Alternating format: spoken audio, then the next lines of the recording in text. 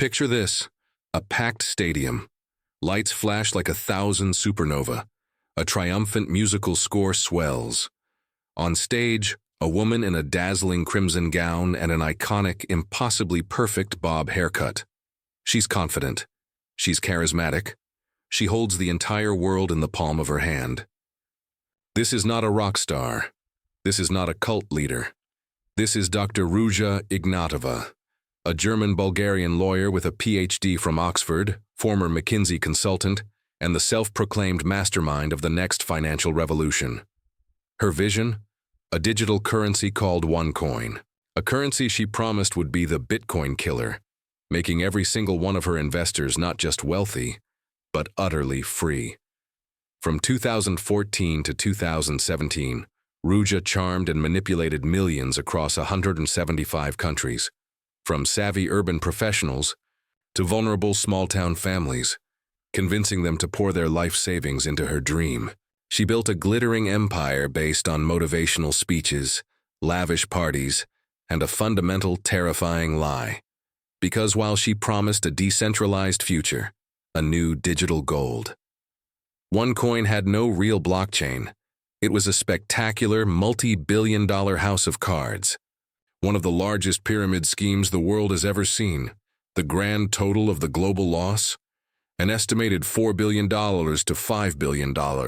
And then, just as law enforcement began to close the net, as her empire teetered on the edge of exposure, the crypto queen did the impossible.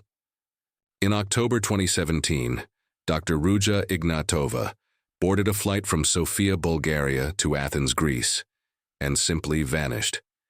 She left behind a wake of ruined lives, empty bank accounts, and an international manhunt that catapulted her onto the FBI's 10 most wanted fugitives list. This is the story of how a sophisticated, well-educated woman convinced the world a phantom currency was their ticket to freedom, how she pulled off a heist on a global scale, and the ultimate chilling mystery that remains. Did the crypto queen get away with it? Or did she disappear into the deep, dark world of organized crime she'd flirted with for too long? Part 1. The Rise of the Crypto Queen. The year is 2014. A seismic shift is happening in global finance. Bitcoin is no longer a fringe curiosity. It's a phenomenon, a promise of instant, unprecedented wealth. The world is gripped by a digital gold rush, and everyone is desperate to get in. It is into this explosive environment that Dr. Ruja Ignatova appears. Her credentials are gold-plated, a law degree, a PhD from Germany, and a resume that boasts time at the elite global consultancy, McKinsey & Company. She presents herself as the smartest person in the room, the visionary, who can finally make cryptocurrency accessible to the masses. Ruja's message was simple, magnetic, and deadly effective. Bitcoin was too complicated for you. It was for the programmers. Her creation, OneCoin, would be the Bitcoin killer. It was user-friendly, backed by a powerful global company, and destined to be the world's #1 digital currency. She was not just selling a coin, she was selling a revolution, and she was its glamorous crimson-clad leader, the crypto queen. But the truth, hidden beneath the flash and the PhD, was horrifyingly simple. OneCoin was a lie. Despite the sophisticated language and the promises of a decentralized future, OneCoin had no real blockchain. There was no cryptographic security, no public ledger. The entire network, the mining, the coin's self-reported rising value, the transactions, was nothing more than a private, centralized database controlled entirely by Ruja and her closest associates. To sell this phantom currency, Ruja deployed a genius, malignant strategy: multi-level marketing, MLM. She targeted vulnerable and ambitious people across 175 countries, from small towns in the UK to impoverished communities in Uganda. You didn't buy OneCoin on an exchange. You bought access through expensive educational packages, ranging from a few €100 to over 100,000. This structure turned her entire customer base into a zealous sales force. They were not investors. They were recruiters. For every new person you signed up, you earned a hefty 10% commission. This was not a financial instrument, it was a psychological engine. Ruja and her promoters filled colossal venues, London, Singapore, Dubai, preaching a relentless gospel of empowerment.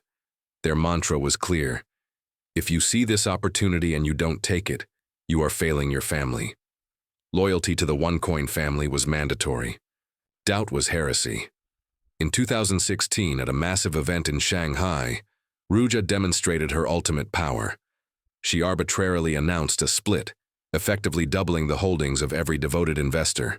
The frenzy that followed was immense, pouring billions more into her coffers. By late 2016, Ruja Ignatova was indisputably one of the wealthiest and most influential women in the world. She owned penthouse apartments, lavishly guarded yachts, and traveled exclusively on private jets. Her empire, built on a mountain of fraud, was estimated to be worth over $4 billion, with an army of over 3 million members worldwide. The Bitcoin killer had arrived. But as her spectacular, fraudulent kingdom reached its peak, the foundation began to crumble, and the real world, the world of regulators, journalists, and police, began to take notice. The expiration date was rapidly approaching. Anlaşıldı. İkinci bölümün İngilizce düz metin hali. Seslendirme için kullanılacak şekilde. Parantez içindeki tüm yönlendirmeler, başlıklandırmalar ve analiz edici bölümler çıkarılarak aşağıdadır. Part 2. The Cult of Confidence. If OneCoin was the Bitcoin killer, it was a murderer without a weapon. The single, most fundamental truth about this multi-billion-dollar empire, the truth Ruja and her core team labored daily to hide, was this: there was no code. There was no distributed ledger, no network of miners, no secure, verifiable blockchain. The foundation of modern cryptocurrency was entirely absent. Instead, the entire system ran on a proprietary, centralized server, a black box hidden in Sofia, Bulgaria. This server was the ultimate source of all truth, its algorithms controlled by a select few. When an investor bought an educational package, a number would appear in their internal OneCoin wallet. That number, that supposed coin, was generated simply by a database entry, not by a cryptographic process. This was the architecture of a classic Ponzi scheme, disguised by the complexity of modern technology. The money pouring in from new investors was not being used to build infrastructure. It was being used to pay out the commissions promised to the recruiters, the earlier investors. The entire edifice was a constant, desperate need for new money. The growth was not a sign of success. It was a symptom of its terminal illness. The narrative of technological complexity served a dual purpose. It intimidated skeptics and provided a perfect excuse for the non-existence of vital crypto features. When asked why OneCoin couldn't be tracked on a public block explorer, Ruja's promoters would simply state, "Our technology is too advanced for the public." When pressed on why OneCoin was not traded on an open exchange, the answer was always the same: "We are waiting for the ideal moment for the IPO to maximize everyone's profits." The lack of an external exchange was the linchpin of the scam. As long as the coin remained internal, its price was dictated entirely by Ruja and her team. She had the power, with a few keystrokes, to announce a split, doubling the apparent holdings of her members overnight, thereby fueling new excitement and new investment waves. The price only ever went up, a clear, logical impossibility in any real market, but a powerful indicator of trustworthiness within the closed cult-like system.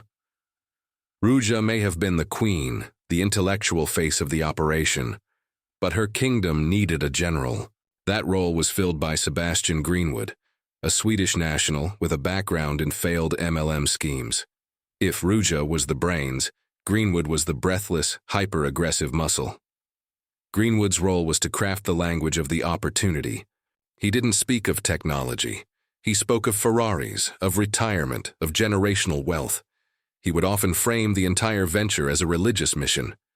"We are changing the world.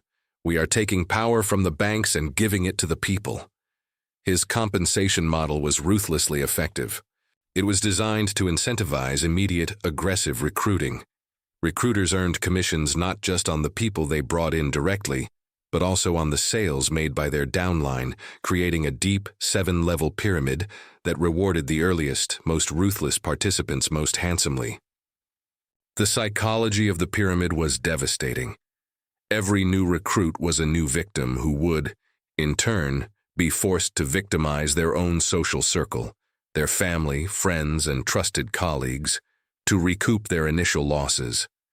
To justify the enormous prices of the packages and the label of educational material, OneCoin created One Academy. This was a supposed learning platform offering courses on financial literacy. In reality, One Academy was largely composed of plagiarized and basic economic texts, entirely irrelevant to the fraudulent nature of the coin. Its true purpose was to provide a paper trail that Ruja's lawyers could point to and claim, "We are selling education, not currency," thereby skirting initial financial regulations in many countries. As the internal pressure mounted, with investors demanding to see the coin traded, Ruja needed a new distraction.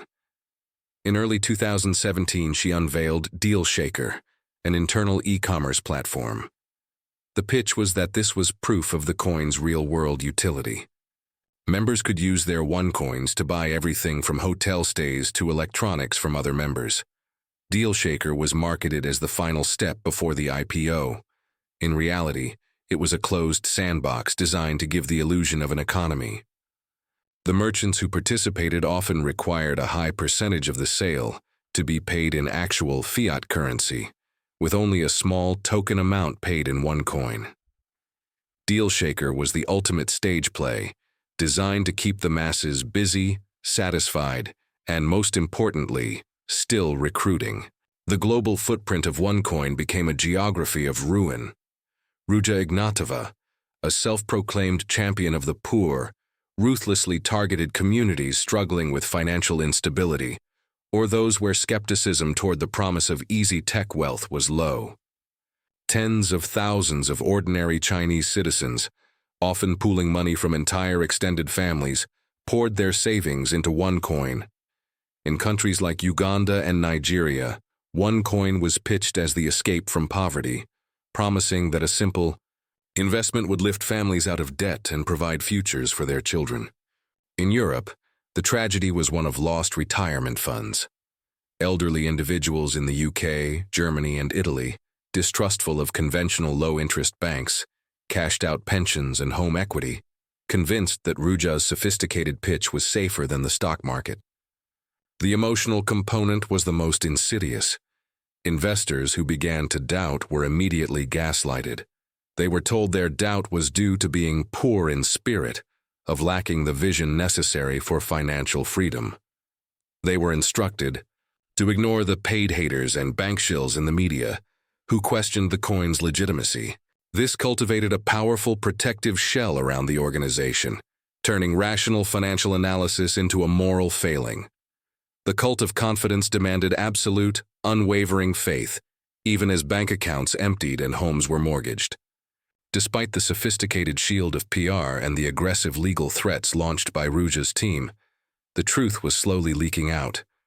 It wasn't the banks or the police who sounded the first credible alarm. It was a few dedicated, independent individuals from the crypto community. Bjørn Bjerke, a Norwegian IT security consultant and blockchain expert, stands out as one of the earliest and most persistent technical whistleblowers. Bjerke was approached by OneCoin in 2016 and offered a substantial sum to become their chief technology officer. He was flown to Sofia and granted access to the internal system. What Bjerke found was a catastrophic void. When he asked to see the blockchain, he was shown a simple SQL database, a basic, common server, with a counter running. When he pressed the developers, they admitted they were simply running a script to generate new coins based on a formula dictated by Ruja. The mining was a fantasy. Bjerke immediately declined the job and began a personal, worldwide campaign to expose OneCoin as a fraud. Other journalists and bloggers also began to piece together the financial and legal irregularities. Their early warnings were initially dismissed by the masses caught in Ruja's thrall.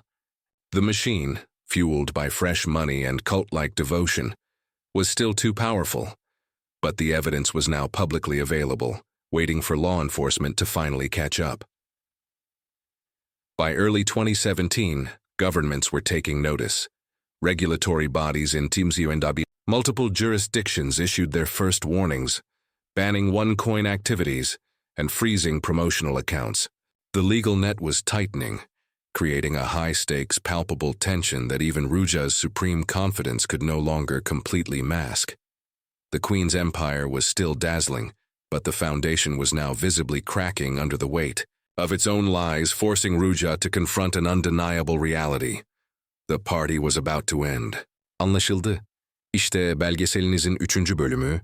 Önceki bölümlerin tarzına uygun olarak, seslendirmeye hazır, İngilizce düz metin olarak ve istenen en az 2500 kelime hedefine ulaşmayı kolaylaştıracak derinlikte ve detayda sunulmuştur. Part 3. The net closes in. The spectacle was intoxicating, but the foundations of the OneCoin fantasy were dissolving into legal and technical scrutiny. By early 2017, the whispers of dissent had become a deafening roar. This was the moment the hunters finally caught the scent of the prey, and the crypto queen realized her reign was nearing its violent end. The first major cracks appeared not from a single coordinated law enforcement action, but from a relentless, growing pressure across continents. Global regulatory bodies, initially confused by the techno-babble of cryptocurrency, finally understood the simple truth: OneCoin was not a currency, it was a crime. In Germany, the Financial Supervisory Authority, BaFin, issued its first cease and desist orders. They shut down a key German payment processor linked to OneCoin and definitively declared that the business was operating illegally. In Italy, the EEA, competition watchdog, levied a massive fine, labeling OneCoin a prohibited pyramid scheme. India, where the scheme had spread like wildfire through local communities, saw police crackdowns and the first high-profile arrests of local promoters. Across the globe, bank accounts tied to the organization were being frozen, turning the flow of illicit money into a trickle.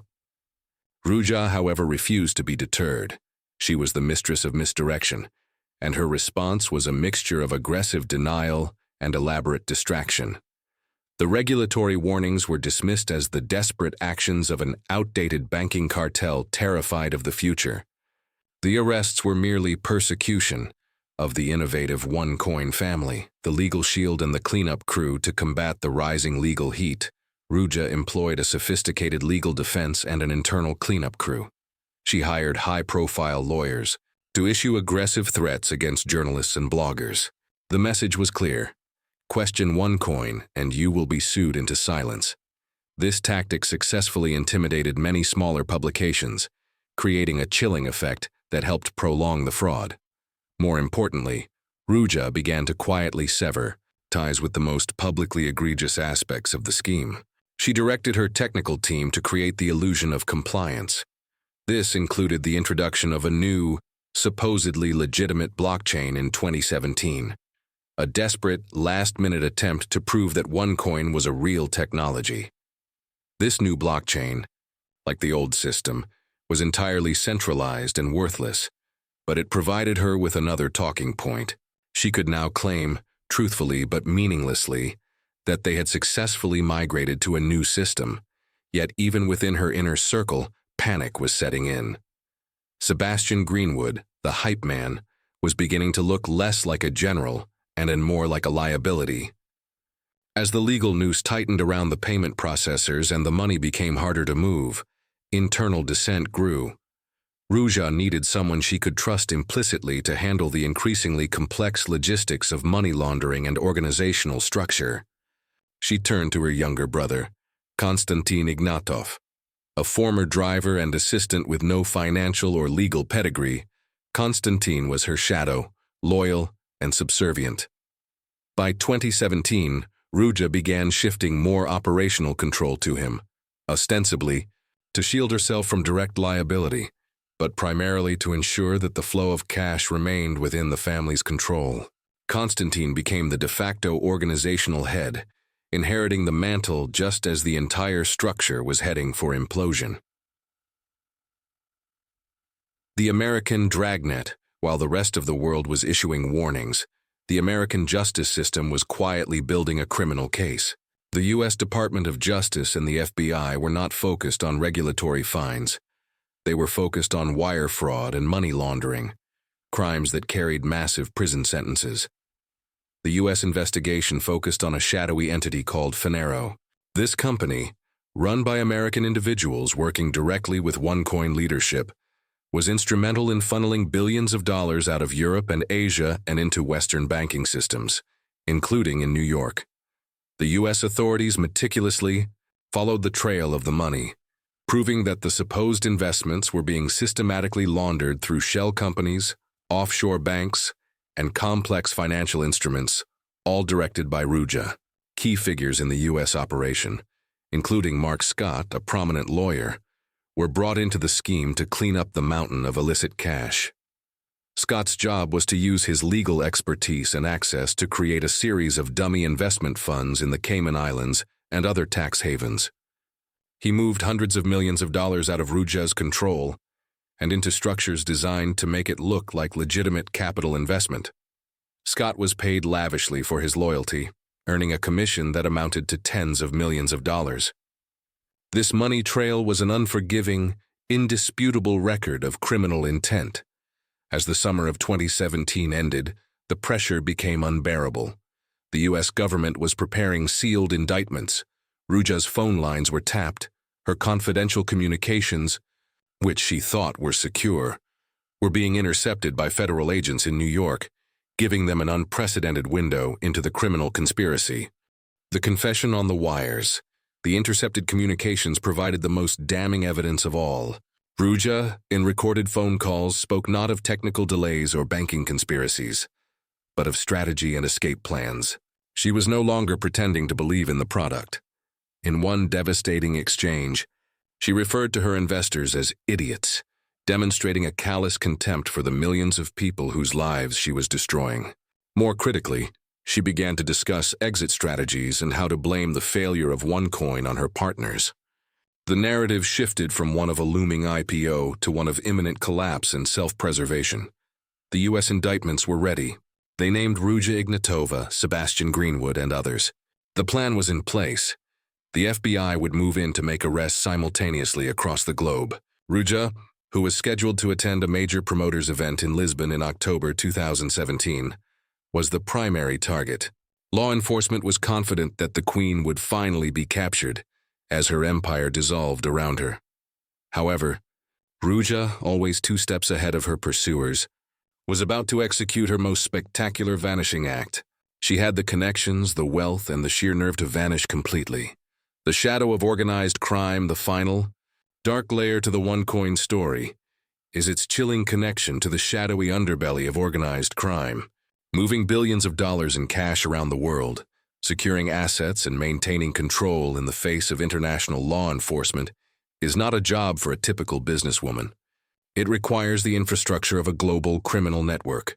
Ruja had been connected to high-level Bulgarian organized crime figures, using their networks for large-scale money movement and protection.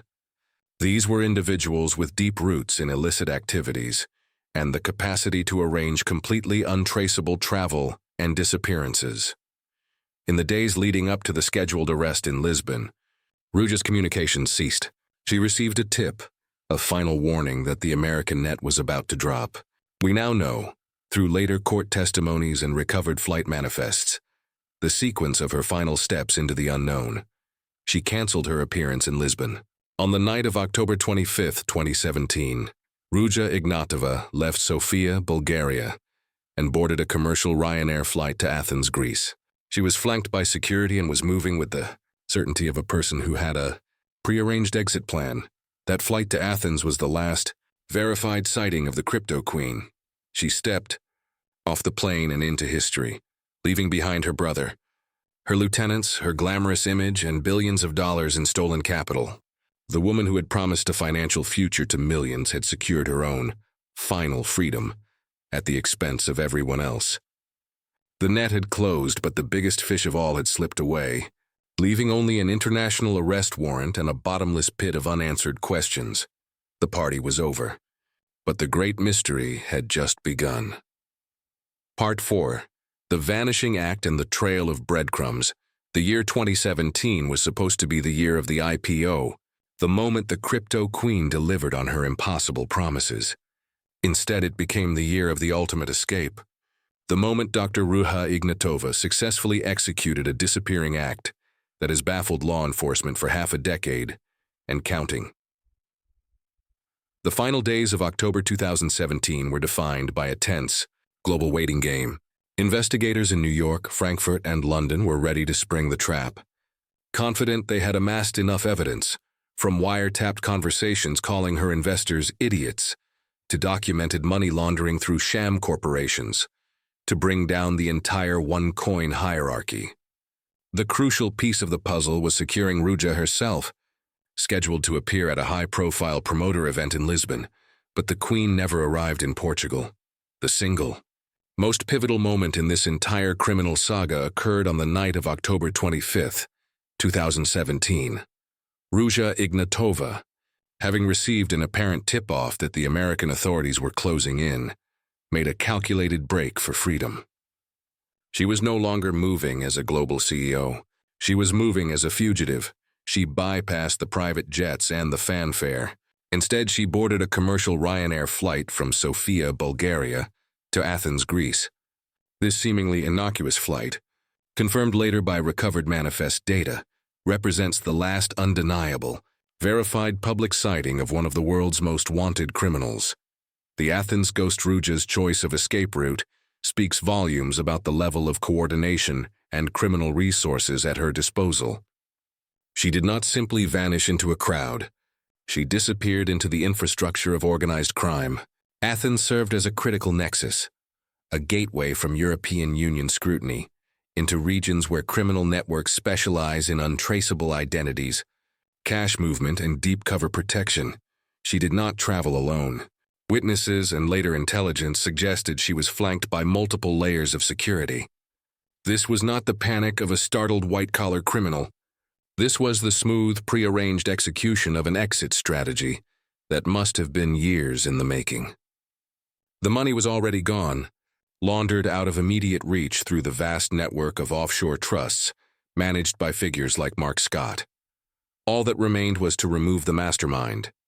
When the indictments were unsealed in the U.S., naming Ruja for wire fraud, securities fraud, and money laundering, the global reaction was immediate. The financial world finally confirmed what technical experts had screamed for years. OneCoin was an enormous, multi-billion-dollar pyramid scheme with no future and no foundation. The news sent shockwaves through the millions of investors who suddenly realized their wealth was fictional, their savings worthless. The moment of euphoria they had been promised had become a moment of global panic. The brother left behind us. Ruja slipped away.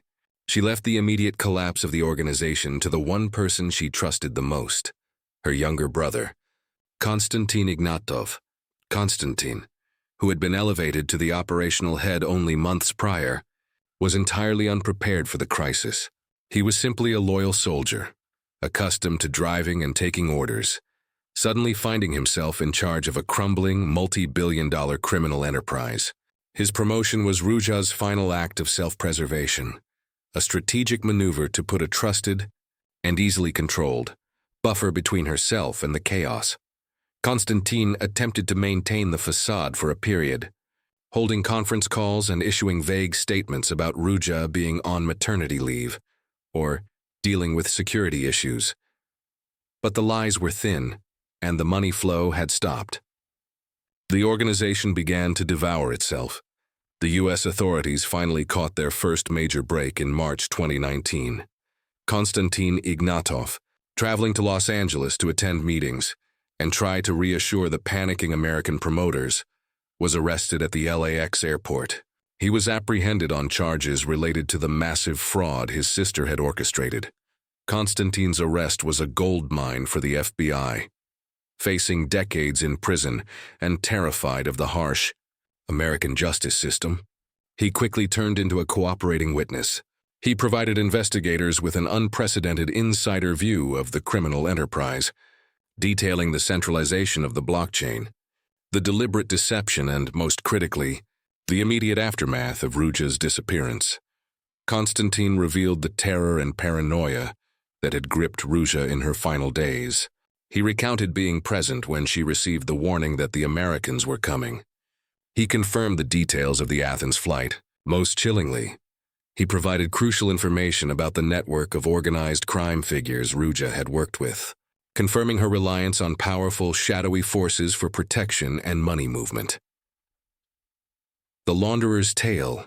The other vital arrest that shattered the conspiracy was that of Mark Scott, the well-connected American lawyer who had spent years laundering nearly $500 million for Ruja.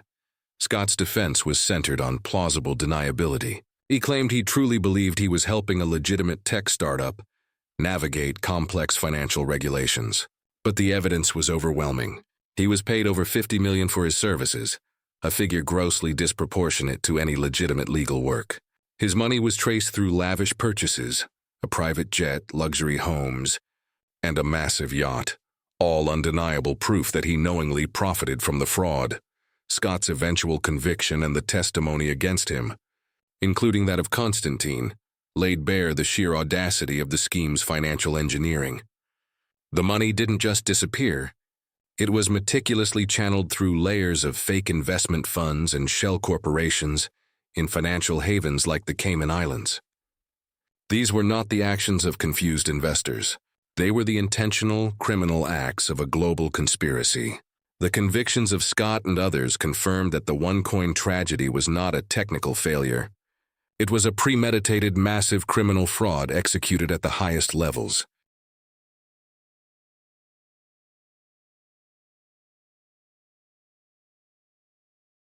The empty chair. The arrests of Konstantin Ignatov and Mark Scott provided justice for the victims and closure for the prosecutors, but they failed to capture the one person who mattered most. The chair of the conspiracy remained empty. 5 years. After her disappearance, Ruja Ignatova was officially added to the FBI's 10 most wanted fugitives list, a rare designation for a white-collar criminal, placing her among terrorists and murderers. The reward for information leading to her capture reached millions of dollars. The facts were established. She was last seen in Athens. She had vast wealth and the protection of organized crime. But the questions remained. Did she change her identity? With plastic surgery? Is she moving between countries that have no extradition treaties with the US? The crypto queen's final move was the ultimate betrayal. She did not go to jail. She simply disappeared into the anonymity her billions could buy, leaving behind a global financial ruin and a mystery that continues to haunt law enforcement. The trail, once warm in Athens, quickly went cold, leaving only the chilling certainty that she is out there, protected by the very criminality she had used to build her empire. The manhunt, the largest in crypto history, had just begun. Part 5. The Ghost of the Crypto Queen. The year 2017 ended with the crypto queen vanished and her empire in ruins. But the story of Ruja Ignatova didn't conclude with her disappearance. It transformed into a high-stakes international manhunt and a chilling modern mystery. This final chapter explores the years since her vanishing, the desperate search for the missing billions, and the enduring theories of where the world's most sophisticated fugitive may be hiding, or if she is even alive.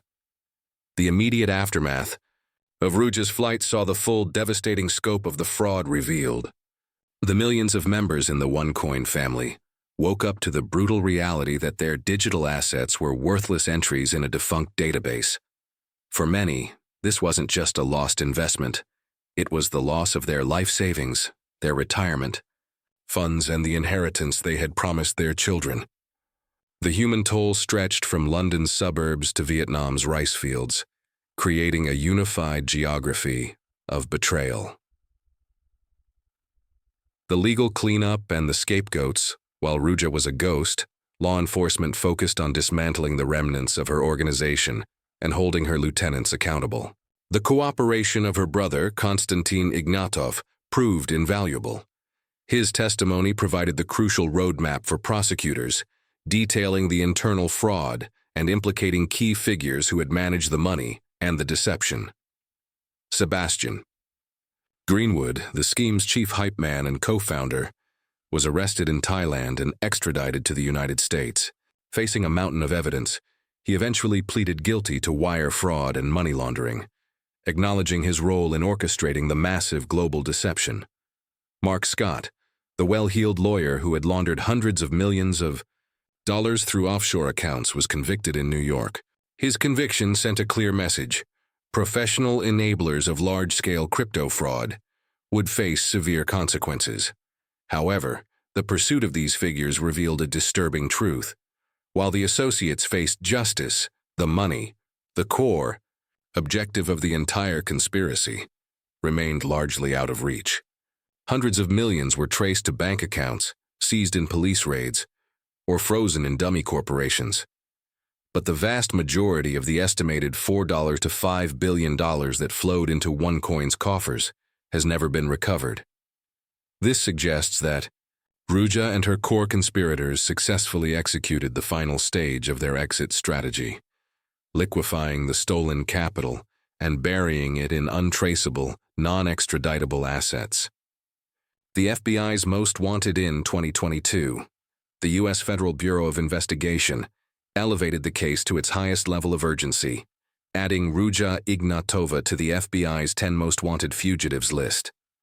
This was a landmark moment. Ruja became the only woman currently on the list, placing her in the same category as high-profile terrorists and gang leaders. The FBI offered a staggering reward for information leading to her arrest. The profile created by the FBI offered several key warnings. She is extremely resourceful, she travels with armed associates, and she may have significantly altered her appearance, potentially through plastic surgery. This profile solidified the notion that Ruja was not an amateur hiding in a safe house. She was a professional fugitive, maintaining her freedom through a complex network of criminal protection. The enduring theories. Where is the Queen? The 5 years since Ruja vanished have fueled a relentless stream of speculation, investigative journalism, and contradictory rumors. The key theories about her whereabouts and fate all share one common thread: vast sums of hidden money. Theory 1. The Dubai Bolt Hole. The most conventional theory posits that Ruja is living in a wealthy enclave that lacks a robust extradition treaty with the United States or the European Union. Dubai has long been speculated as her most likely haven. Ruja owned a penthouse there, had deep financial ties to the region, and its privacy laws make it an ideal place to manage a colossal, hidden fortune. In this scenario, she is living comfortably, completely disguised, protected by private security, and simply waiting for the statute of limitations to expire, a ghost managing her billions from the shadows. Theory 2. The Russian Connection. More compelling evidence suggests Ruja may have sought protection from individuals with direct ties to Russian organized crime and government agencies. Testimony from her brother, Konstantin, alluded to conversations Ruja had with powerful figures discussing her need for protection and her escape plan. This theory suggests Ruja is sheltered in a region with no political will to cooperate with Western law enforcement, potentially living under a new identity deep within Russia or a former Soviet bloc state. This scenario is supported by her history of using Eastern European criminal networks for secure logistics. Theory 3. The Ultimate Betrayal. This is the darkest theory, suggesting that Ruja did not successfully vanish, but was murdered by her own protectors. The logic is brutally simple. Once Ruja was on the run and unable to manage her funds or maintain the flow of cash, she transformed from a valuable asset into a massive liability, a loose end that could lead investigators directly to the organized crime figures who facilitated her escape and held her assets. For these powerful criminal networks, eliminating the crypto queen would have been the safest, most efficient way to secure the remaining billions and neutralize the risk.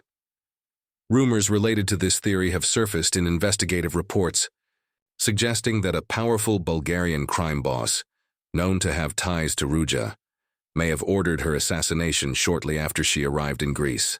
The warning for the future: regardless of her ultimate fate, Ruja Ignatova's legacy is a devastating one, OneCoin stands as a towering cautionary tale, not just of a pyramid scheme, but of the exploitation of innovation and trust.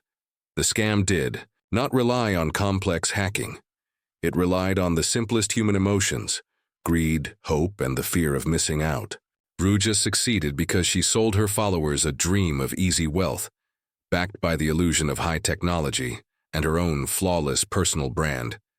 The sheer scale of the fraud, the fact that a technology that did not exist could fleece millions across the globe, exposed a critical vulnerability in the digital age. It demonstrated that in the chaotic, unregulated world of emerging finance, charisma and credentials can be far more convincing than code and compliance. The ongoing search for Ruja Ignatova serves as a grim reminder.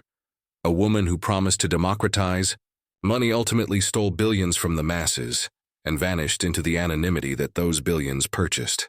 She remains the ghost of the crypto queen, the mastermind who pulled off one of the greatest financial heists in history, leaving behind a trail of ruin and the question that continues to echo across the globe.